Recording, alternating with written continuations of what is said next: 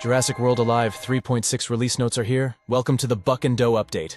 Of course, as always, we wait for Tuesday to see the full picture with stats and resistances. But analysis starts now. IDGT and PK give their first impressions of the new creatures. We hope it is helpful to the community. Please let us know any questions, commentary, and your feedback below.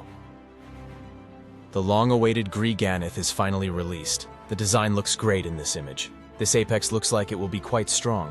Gryganyth might lack some good head 2 heads, but it will be great as a revenge killer to be able to set up maximum ferocity, as well as having crushing alert showdown to be able to heal again later on.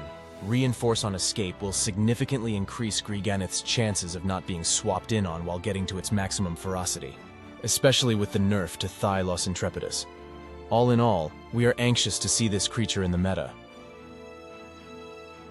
It is great to see another flyer getting Alert Harpy. It is a solid move. Definitely helps Quetzaljara's usability as more than just a one-use creature. Group Afflicting Impact paired with Wounding Counter will be another nice bleeder added to the mix. Plus, with what looks like a priority evasive rampage, it should have decent survivability to be able to get off multiple counters. From the image here, the design looks great. And it looks like we finally have a new unique that could do well in the meta. This has not been the case in the more recent updates. Very cool to have the Lost Worlds Buck and Doe in the game. Alpha Intimidation paired with Counter Ferocity will most likely boost Buck's damage up quite high, as well as having an additional priority with Immobilize. We are looking forward to seeing the stats and resistances on Tuesday. Buck has potential for some huge damage output. These two new non-hybrids have the chance to dominate the legendary tournament meta, similar to Rexy's reign.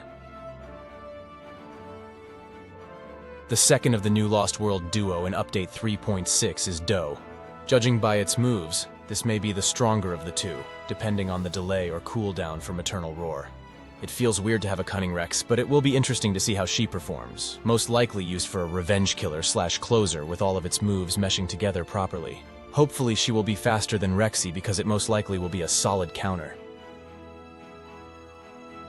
Another bleeder added to the rare meta. Hopefully Tapejara's stats are better than the other rare flyer, Scaphognathes. The kit looks good. It will need the speed and health to be able to swap in and actually use some of its moves, outside of just the swap in wound.